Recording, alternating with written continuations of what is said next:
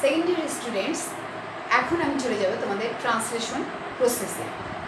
Translation প্রসেসের first ধাপ transfer RNA. Transfer RNA charged with specific amino acid and small unit of ribosome attached at the starting point of mRNA strand. Transfer RNA যেটা একটা নির্দিষ্ট amino acid সহ চার্জকৃত এবং রাইবোজোমের ক্ষুদ্র একক mRNA সূত্রের স্টার্টিং পয়েন্টে এসে যুক্ত হয় এবং রাইবোজোমের ক্ষুদ্র এককটি এমআরএনএ সূত্রের স্বীকৃত সিকোয়েন্স, যেটাকে আমরা বলতে পারি রেকগনিশন সিকোয়েন্স, এই রেকগনিশন সিকোয়েন্সে এসে যুক্ত হবে। পরের স্টেপ, এই পরের স্টেপটা বলার আগে আমরা এই কোডনগুলো সম্বন্ধে একটু ধারণা করি। AUG এই তিনটি নাইট্রোজেনাস বেস যে অ্যামিনো অ্যাসিডকে কোড করছে সেটা হচ্ছে মেথিওনিন। এটা প্রোটিন বা ট্রান্সলেশনের শুরুর কোডন। এরপরে আসো প্রোলিন, CCG প্রোলিন নামক অ্যামিনো অ্যাসিডকে কোড করছে। টাইরোসিন UAU, GCU অ্যালানিনকে কোড করছে। আবার লিউসিন নামক অ্যামিনো অ্যাসিডের কোডন হচ্ছে CUC। তাহলে কোডন সম্বন্ধে তোমাদের ধারণা হলো। এবার আমরা চলে যাই পরের স্টেপ ট্রান্সলেশনে। Starting codon AUG called methionine, anticodon UAC of transfer RNA along with methionine attached at the starting codon of mRNA AUG. This anticodon UAC is a complementary base pairing of mRNA strand. Starting codon যেটাকে আমরা AUG বলছি, এটা methionine নামক amino অ্যাসিডকে নির্দেশ করে, যেটা ট্রান্সলেশনের শুরুর codon আমরা বলে থাকি।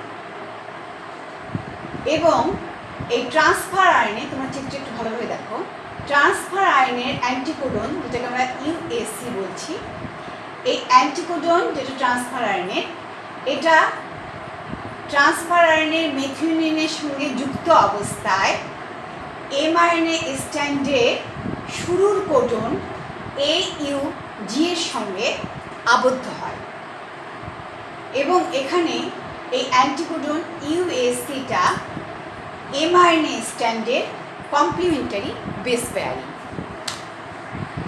এরপরে আমরা চলে যাব পরের ধাপটা। তার আগে, পরের ধাপে যাওয়ার আগে আমি আরেকটা পয়েন্ট তোমাদের বলছি। এই যে ট্রান্সফার আরএনএ, এটা ট্রান্সফার আরএনএ, এই যে এমআরএনএ এবং রাইবোজোম, এরা যে পরস্পর ট্রান্সলেশন প্রক্রিয়ার জন্য এক জায়গায় একত্রিত বা জড়ো হলো, এটাকে আমরা ইনিশিয়েশন কমপ্লেক্স বলতে পারি, যেটাকে আমরা ইনিশিয়েশন কমপ্লেক্স অর্থাৎ সূচনা যৌগ বলতে পারি। এরপরে আসো থার্ড স্টেজ বা স্টেপ। এখানে রাইবোজোমের বৃহৎ একক মানে বড় এককটা এসে এই ইনিশিয়েশন কমপ্লেক্সের সঙ্গে যুক্ত হবে।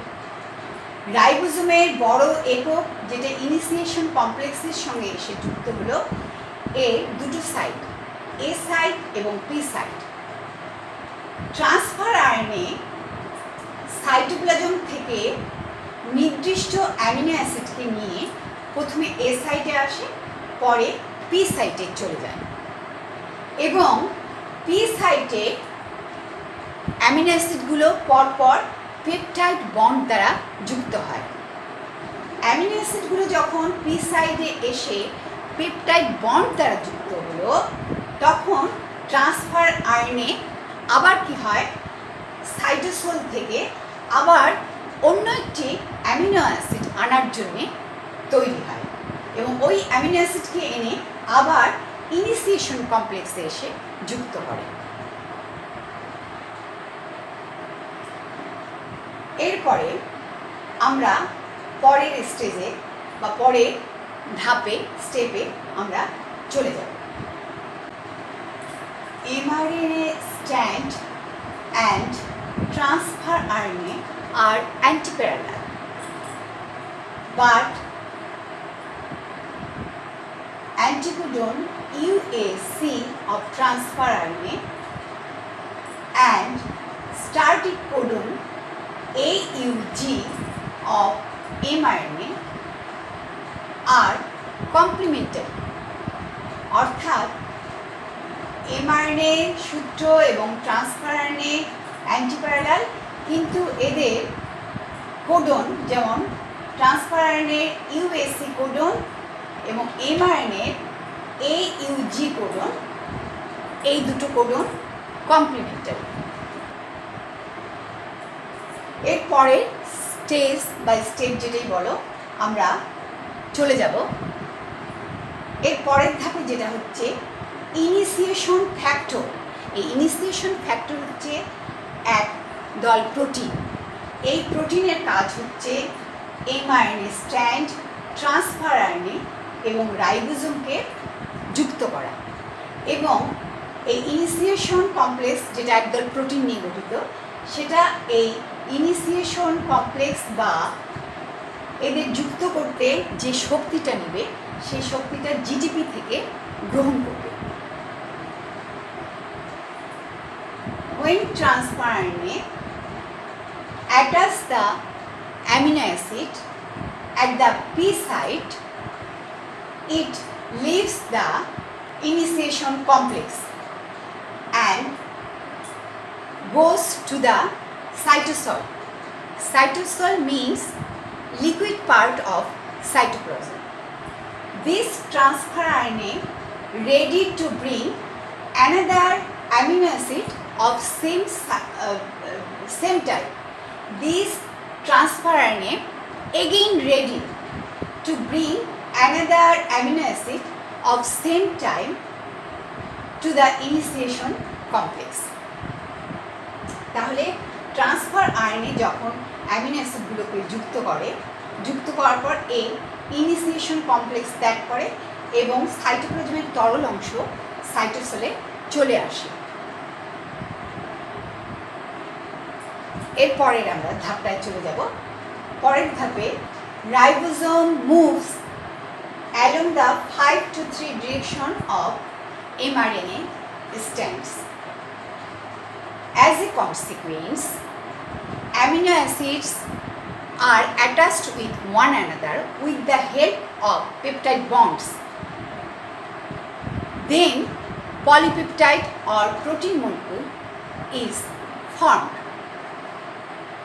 তাহলে রাইবোজোম যখন mRNA সূত্রের 5 থেকে 3 প্রান্তের দিকে অগ্রসর হতে থাকে, তখন একটার পর একটা অ্যামিনো অ্যাসিডকে পেপটাইড বন্ড দ্বারা যুক্ত করে এবং যখন পলিপেপটাইড তৈরি হয়ে যায় তখন একটা প্রোটিন মলিকিউল তৈরি হয়। এবং এই রাইবোজোমটা যখন একটার পর একটা অ্যামিনো অ্যাসিড যুক্ত করে mRNA সূত্র ধরে স্টপ কোডনের দিকে অগ্রসর হয়, মানে স্টপ কোডনে এসে পৌঁছায়, তখন ট্রান্সলেশন প্রক্রিয়াটা স্টপ হয়ে যায়। এখন আসো এই স্টপ কোডন কোনটাকে আমরা স্টপ কোডন বলি সেটা দেখে নিই। স্টপ কোডন হচ্ছে UAA, UAG অথবা UGA। এই তিনটি কোডন কিন্তু স্টপ কোডন বলা হচ্ছে এ কারণে এই তিনটি কোডন ট্রান্সলেশন প্রক্রিয়া বা প্রোটিন তৈরির প্রক্রিয়াটাকে বন্ধ করে দেয়। এজন্যে এই 3টি কোডন UAA, UAG, UGA কে আমরা স্টপ কোডন হিসেবে উল্লেখ করতে পারি। এখন আরেকটু তোমাদের ধারণা দেই যে রাইবোজোমের মধ্যে যদি পলিরাইবোজোম হয়, তাহলে মানে আমাদের কোষে যদি পলিরাইবোজোম থাকে, তাহলে আমাদের ট্রান্সলেশনের প্রক্রিয়াটা কিন্তু আরও বেড়ে যায়। এখন আরেকটা ব্যাপার হচ্ছে, আমরা যেহেতু প্রকৃতকোষী, আমাদের এই প্রকৃতকোষের ক্ষেত্রে ট্রান্সক্রিপশন প্রক্রিয়াটা, যেটা হচ্ছে আমরা বলতে পারি যে ডিএনএ থেকে mRNA তৈরির প্রক্রিয়া, সেই ট্রান্সক্রিপশন প্রক্রিয়াটা কিন্তু নিউক্লিয়াসে সংঘটিত হবে এবং mRNA থেকে যে প্রোটিন তৈরি প্রক্রিয়া, মানে যেটা আমরা আজকে আলোচনা করলাম ট্রান্সলেশন প্রক্রিয়া, এই ট্রান্সলেশন প্রক্রিয়া কিন্তু আমাদের কোষের সাইটোপ্লাজমে সংঘটিত হবে, যেহেতু আমরা প্রকৃতকোষী। কিন্তু আদি কোষে যেহেতু নিউক্লিয়াস বলতে প্রকৃত কোনো নিউক্লিয়াস থাকে না, এই জন্যে এই আদি কোষ, যেমন ব্যাকটেরিয়া আমরা ধরতে পারি, ব্যাকটেরিয়ার ক্ষেত্রে কোষের এক প্রান্তে ট্রান্সক্রিপশন সম্পন্ন হবে এবং কোষের অপর প্রান্তে ট্রান্সলেশন প্রক্রিয়াটা সম্পূর্ণ হবে। এখন তোমাদের আর একটা ধারণা দিই যে আমরা এই যে mRNA যেটা আমরা ডিএনএ থেকে পেলাম, তাহলে আমাদের কিন্তু ডিএনএ ডাবল স্ট্র্যান্ড এবং mRNA কিন্তু সিঙ্গেল স্ট্র্যান্ড। তাহলে ডিএনএ ডাবল স্ট্র্যান্ড থেকে যে সিঙ্গেল mRNA স্ট্র্যান্ড তৈরি হচ্ছে, এটা কিন্তু ডিএনএর যে কোনো একটা স্ট্র্যান্ডের হুবহু প্রতিচ্ছবি। এবং mRNAর মধ্যে কি থাকছে, একটা প্রোটিন তৈরি, তোমরা একটু চিত্রটা খেয়াল করো, mRNAর মধ্যে একটা প্রোটিন তৈরির জন্য যে অ্যামিনো অ্যাসিড থাকে, সেই অ্যামিনো অ্যাসিডগুলোর সিকোয়েন্স এবং তাদের অনুক্রম, মানে কোনটার পর কোন প্রোটিন মানে অ্যামিনো অ্যাসিডটা আসবে, সেটার কিন্তু সংখ্যা নির্দিষ্ট থাকবে এবং এই সংখ্যাটা মানে প্রোটিনের যে অ্যামিনো অ্যাসিডের সংখ্যা এবং অনুক্রম, এটা সাধারণত mRNA দ্বারা নির্ধারিত হবে। এবং যেহেতু আমাদের mRNAটা ডিএনএ থেকে তৈরি, তাহলে আমাদের এই প্রোটিনের মধ্যে যে অ্যামিনো অ্যাসিডের সংখ্যা এবং অনুক্রম, এটাও কিন্তু ডিএনএ দ্বারা পরোক্ষভাবে নির্ধারিত হয়। তাহলে আমরা আজকে আমাদের ট্রান্সলেশন বা প্রোটিন তৈরির প্রক্রিয়াটা বললাম। এই প্রোটিনটা আমাদের দেহ গঠনে গুরুত্বপূর্ণ ভূমিকা পালন করে, আর এই প্রোটিনটা কিন্তু একটা বৃহৎ জৈব রাসায়নিক পদার্থ, যেগুলো কি অনেকগুলো অ্যামিনো অ্যাসিড নিয়ে তৈরি। তাহলে তোমরা এই ট্রান্সলেশন প্রক্রিয়াটা খুব ভালোভাবে বুঝে পড়বে এবং কোনো সমস্যা হলে আমাকে জানাবে। তাহলে আজকে এ পর্যন্ত। তোমরা ভালো থাকবে, সুস্থ থাকবে এবং পড়াশোনা মনোযোগ দিয়ে করবে।